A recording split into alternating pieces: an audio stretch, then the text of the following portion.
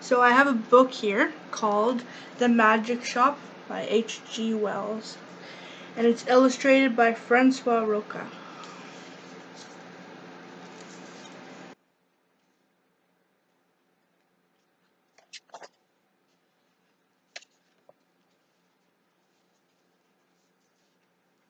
The first picture.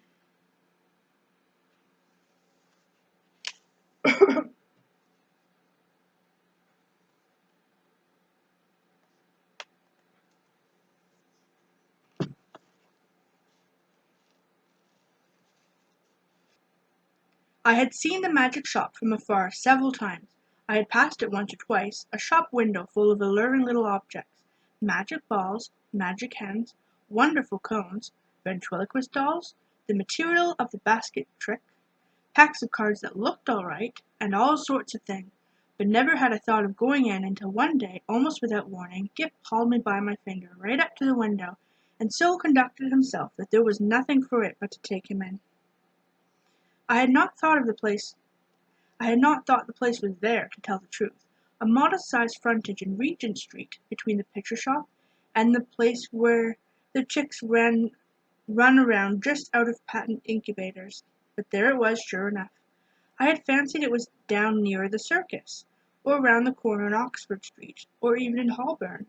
Always out of the way and a little inaccessible it had been, with something of the mirage in its position, but here it was now quite undisputably, and the fat end of Gip's pointing finger made a noise upon the glass.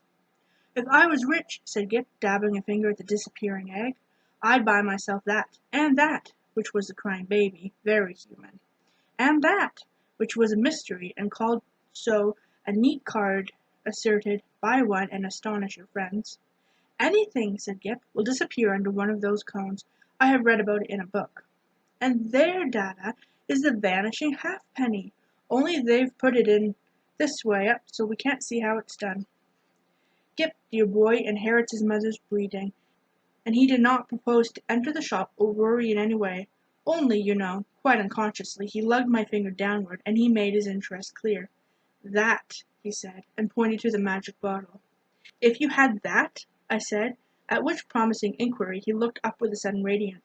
"I could show it to Jessie," he said, thoughtfully as ever of others. "It's less than 100 days to your birthday, Gibbles," I said, and laid my hand upon the door handle. Gip made no answer, but his grip tightened on my finger, and so we came into the shop. So here we have some pictures of the little toys, and this is the picture of the father and son. The light's shining on it, sorry. There we go. You can see the picture of the little boy and the dad.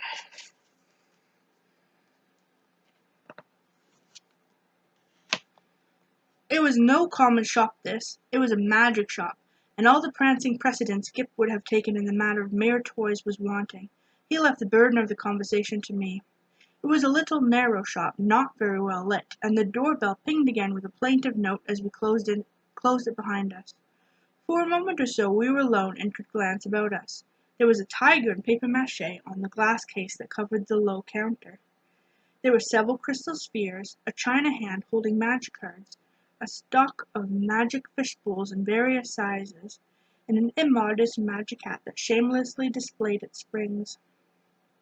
On the floor were magic mirrors, one to draw you out long and thin, and one to swell your head and vanish your legs, and one to make you short and fat like a draught. And while we were laughing at these, the shopman, as I suppose, came in. At any rate, there he was behind the counter, a curious sallow dark man with one ear larger than the other and a chin like the toe-cap of a boot. "What can we have the pleasure?" he said, spreading his long magic fingers on the glass case, and so with a start we were aware of him. "I want," I said, "to buy my little boy a few simple tricks." "Legerdemain?" he asked.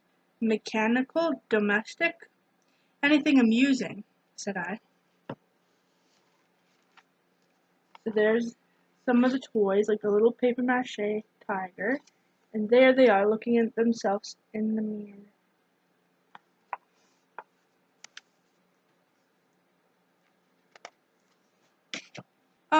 Said the shopman, and scratched his head for a moment as if thinking. Then, quite distinctly, He drew from his head a glass ball. "Something is this way?" he asked, and held it out. The action was unexpected. I had seen the trick done at entertainments endless times before. It's part of the common stock of conjurers, but I had not expected it here. "That's good," I said with a laugh. "Isn't it?" said the shopman. Gip spread out his disengaged hand to take this object and found merely a blank palm. "It's in your pocket," said the shopman, and there it was. "How much will that be?" I asked. "We make no charge for glass balls," said the shopman politely. "We get them," he picked one out of his elbow as he spoke, "free." He produced another from the back of his neck and laid it beside its predecessor on the counter.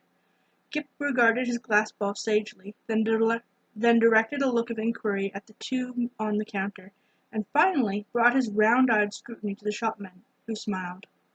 "You may have those too," said the shopman, "and, if you don't mind, one from my mouth. So!" Gip counted me mutely for a moment, and then in a profound silence put away the 4 balls, resumed my reassuring finger, and nerved himself for the next event. "We get all our smaller tricks in that way," the shopman remarked. I laughed in the manner of one who subscribes to a jest. "Instead of going to the wholesale shop," I said, "of course, it's cheaper." So here we go. There's some of the little toys. And then this is the man, the shopman, and he's got the glass ball.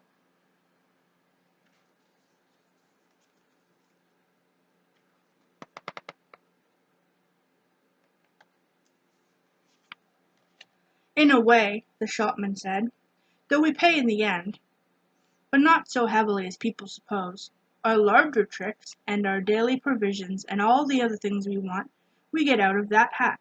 And you know, sir, if you'll excuse me saying, there isn't a wholesale shop, not for genuine magic goods, sir. I don't know if you've noticed our inscription, the Genuine Magic Shop." He drew a business card from his cheek and handed it to me. "Genuine," he said, with his finger on the word, and added, "There is absolutely no deception, sir." He seemed to be carrying out the joke pretty thoroughly, I thought. He turned to Gip with a smile of remarkable affability. You know, are the right sort of boy." I was surprised at his knowing that, because of the interests of discipline, we keep it rather a secret even at home, but Gip received it in an unflinching silence, keeping a steadfast eye on him. It's only the right sort of boys that get through the doorway.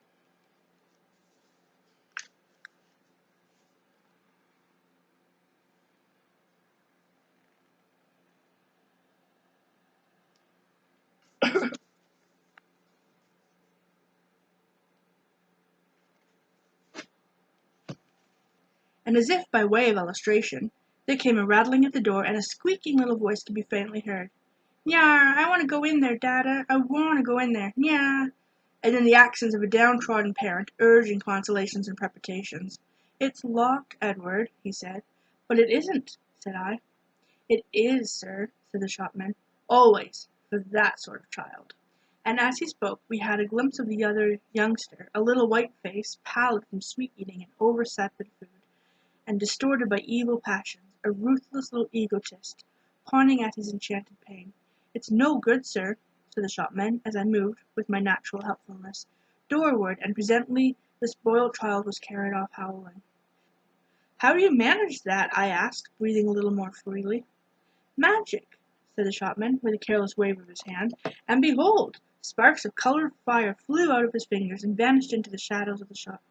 "You were saying," he said, addressing himself to Gip, "before you came in that you would like one of our buy one and astound your friends boxes." Gip, after a gallant effort, said, "Yes. It's in your pocket." And leaning over the counter, he really had an extraordinary long body. This amazing person produced the article in the customary conjurer's manner. "Paper," he said, and took a sheet out of the empty hat with the springs. "String," and behold his mouth was a string box, from which he drew an unending thread, with which when he had tied his parcel off, he bit it off, and, it seemed to me, swallowed the ball of string. And then he lit a candle at the nose of one of the ventriloquist dummies, stuck one of his fingers, which had become sealing wax red, into the flame, and so sealed the parcel. Then that was the disappearing egg, he remarked, and produced one from within my coat breast and packed it, and also the crying baby. Very human. I handed each parcel to Gip as it was ready, and he clasped them to his chest.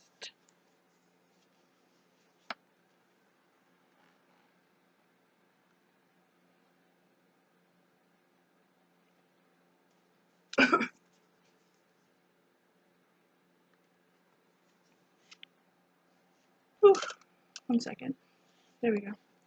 He said very little, but his eyes were eloquent. The clutch of his arms was eloquent. He was the playground of unspeakable emotions. These, you know, were real magics. Then with a start I discovered something moving about in my hat, something soft and jumpy. I whipped it off, and a ruffled pigeon, no doubt a Confederate, dropped out and ran on the counter and went, I fancy, into a cardboard box behind the papier-mâché tiger. Tut, said the shopman, dexterously relieving me of my headdress. Careless bird, and as I live, nesting.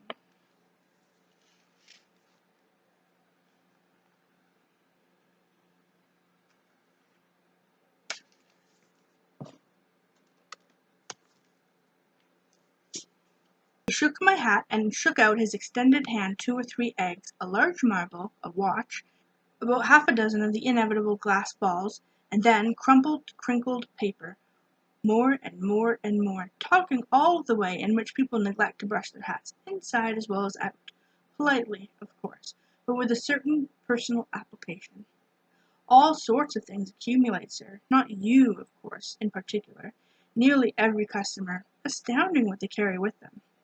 The crumpled paper rose and billowed on the counter, more and more and more, until he was nearly hidden from us, until he was altogether hidden, and still his voice went on and on.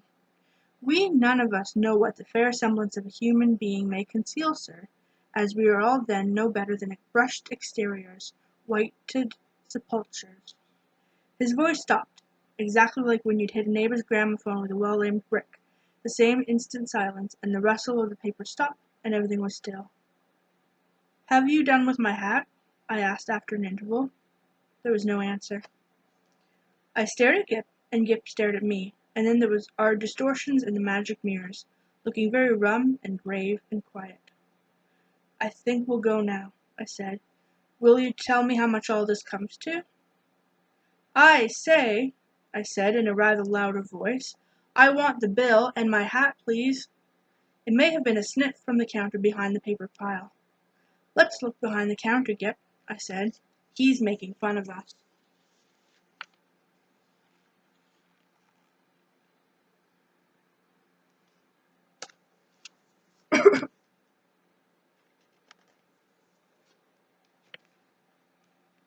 I led Gip round the head-wagging tiger, and what do you think there was behind the counter? No one at all.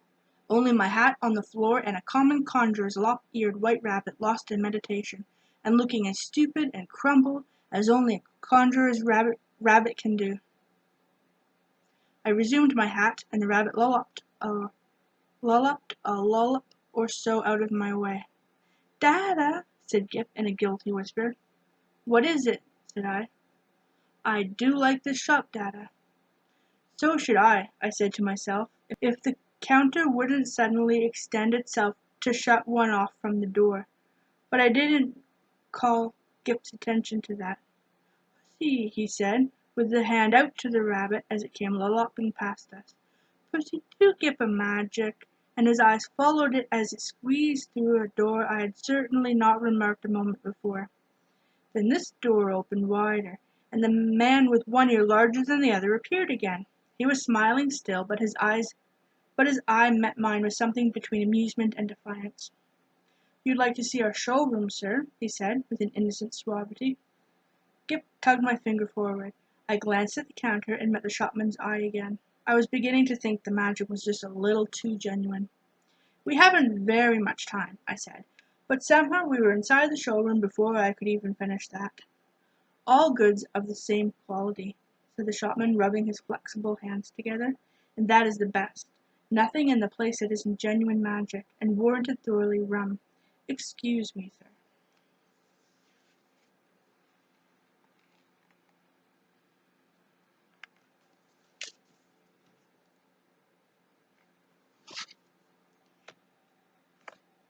felt a pull at something that clung to my coat sleeve, and then I saw he held a little, wriggling red demon by the tail.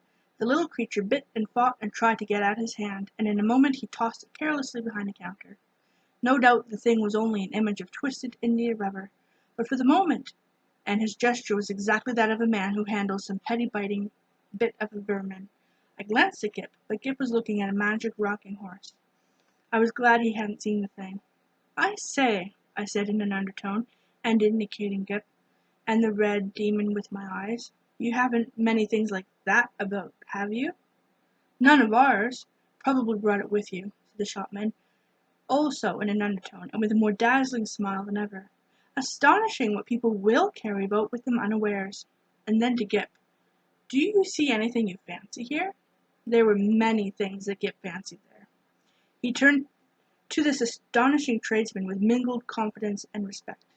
"Is that a magic sword?" he asked. "A magic toy sword. It neither bends, breaks, nor cuts the fingers. It renders the bearer invincible in battle against anyone under 18. Half a crown to 7 and 6 pence, according to size. These panoplies on cards are for juvenile knights errants, and very useful. Shields of safety, sandals of swiftness, helmet of invisibility." "Oh, Dada!" gasped Gip. I tried to think what they cost, but the shopman did not heed me. He had got Gip now that he had got him from my finger. He had embarked upon the exposition of all his confounded stock, and nothing was going to stop him. Presently I saw with a qualm of distrust and something very much like jealousy that Gip had hold of this person's finger as usually he had hold of mine. No doubt the fellow was interesting, I thought, and had an interestingly faked a lot of stuff, really good stuff. Still, I wandered after them, saying very little, but keeping an eye on this prestigious fellow. After all, Gip was enjoying it, and no doubt when this time came to go we should be able to go quite easily.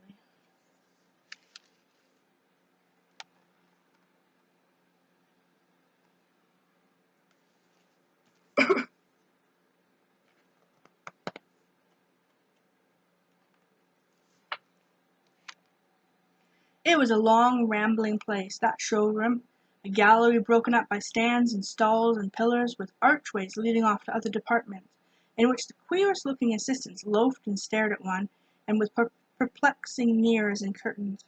So perplexing indeed were these that I was presently unable to make out the door by which we had come.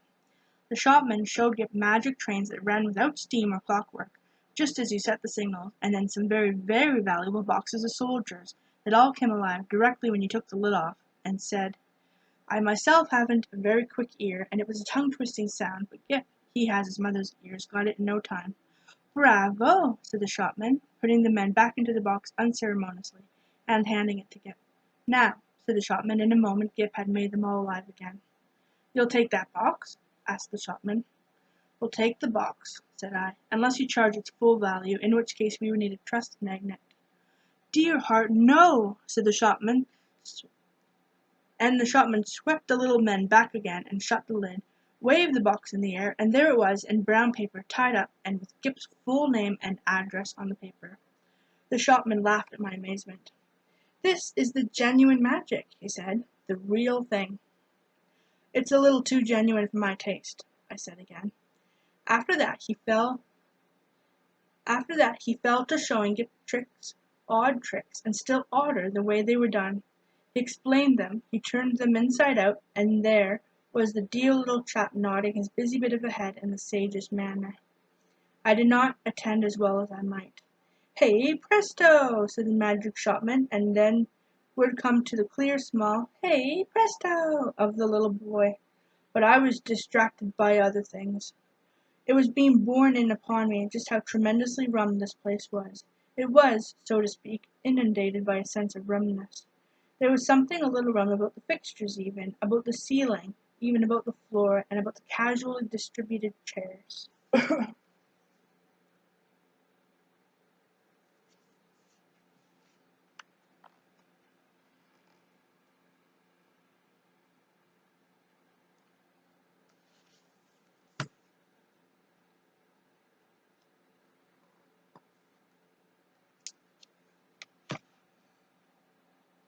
I had a queer feeling that whenever I wasn't looking at them straight they went askew and moved about, and played a noiseless puss in the corner behind my back, and the cornice that had serpentine design with masks altogether too expensive for proper plaster.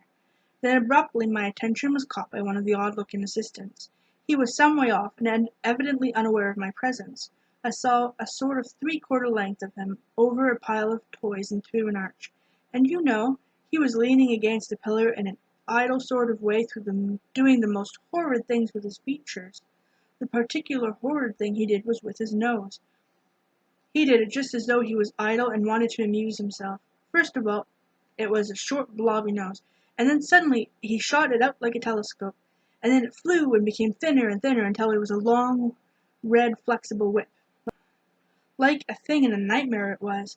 He flourished it about and flung it forth as a fly fisher flings his line. My instant thought was that Gip mustn't see him. I turned around, and there was Gip quite preoccupied with the shopman, and thinking no evil. They were whispering together and looking at me. Gip was standing on a little stool, and the shopman was holding sort of a big drum in his hand. "Hide and seek, Dada!" cried Gip. "You're he!" And before I could do anything to prevent it, the shopman had clapped the big drum over him. I saw what was up directly. "Take that off!" I cried. "This instant! You'll frighten the boy! Take it off!" The shopman with the unequal ears did so without a word, and held the big cylinder towards me to show its emptiness, and the little stool was vacant. In that instant my boy had utterly disappeared.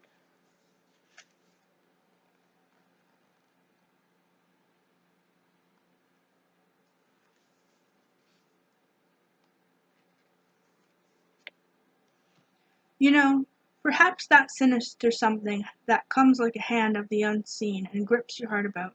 It takes your common self away, and leaves you tense and deliberate, neither slow nor hasty, neither angry nor afraid. So it was with me. I came up to this grinning shopman and kicked his stool aside. "Stop this folly," I said. "Where is my boy?" "You see," he said, still displaying the drums in terror, "there is no deception." I put out my hand to grip him, and he eluded me with a dexterous movement. I snatched again, and he turned from me and pushed open a door to escape. "Stop!" I said, and he laughed, receding. I leapt after him into utter darkness.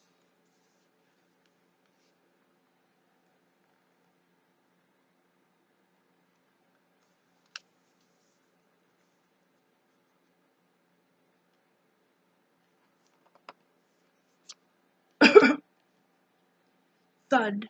Lord bless my heart, didn't even see you coming, sir. I was in Regent Street, and I had collided with a decent-looking working man, and a yard away, perhaps, looking a little perplexed with himself, was Gip. There was some sort of apology, and then Gip had turned and come at me with a bright little smile, as though for a moment he had missed me. And he was carrying 4 parcels in his arm. He secured immediate possession of my finger. For a second I was rather at a loss. I stared round to see the door of the magic shop, and behold, it was not there. There was no door, no shop, nothing, only the common pilaster between the shop where they sell pictures and the window with the chicks. I did the only thing possible in that mental tumult. I walked straight to the curbstone and held my umbrella up for a cab. "Ansoms," said Gip in a note of culminating exultation. I held him in, recalled my address with an effort, and then got in also. Something unusual proclaimed itself in my tail-coat pocket, and I felt and discovered a glass ball. With a petulant expression I flung it into the street. Gip said nothing. For a space neither of us spoke. "Dada," said Gip at last, "that was a proper shop." I came round with that to the problem of just how the whole thing had seemed to him. He looked completely undamaged. So far, good. He was neither scared nor unhinged. He was simply tremendously satisfied with the afternoon's entertainment, and there, in his arms, were the 4 parcels. Confound it, what could be in them? I said, "little boys can't go to shops like that every day."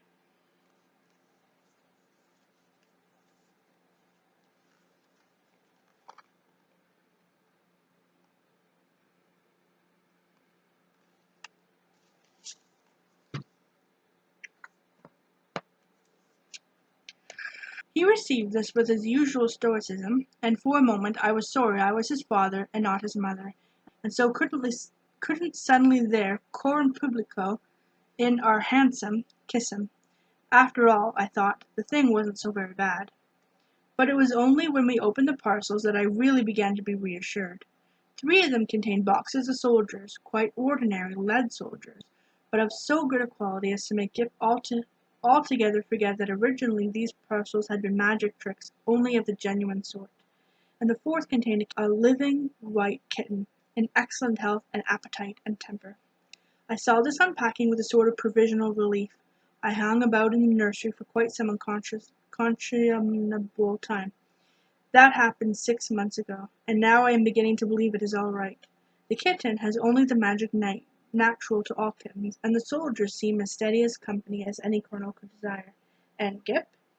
The intelligent parent will understand that I have to go cautiously with Gip. But I went so far as this one day. I said, "How would you like your soldiers to come alive, Gip, and march about by themselves?" "Mine do," said Gip. "I just have to say a word I know before I open the lid." "Then they march about alone?" "Oh, quite, Dada. I shouldn't like them if they didn't do that." I displayed no unbecoming surprise, and since then I have taken occasion to drop in upon him once or twice unannounced, when the soldiers were about, but so far I have never discovered them performing in anything like a magical manner. It's so difficult to tell. There's always a question of finance. I have an incurable habit of paying bills. I have been up and down Regent Street several times looking for that shop. I am inclined to think, indeed, that in any matter honour is satisfied, and that Gip's name and address are known to them. I may very well leave it to these people, whoever they may be, to send in their bill in their own time.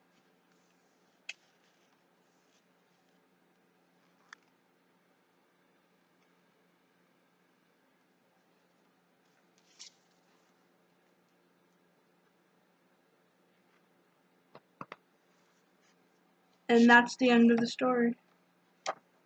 The end. And the back is just the same picture when they're looking in the mirror. Well, I hope you guys liked it. Bye.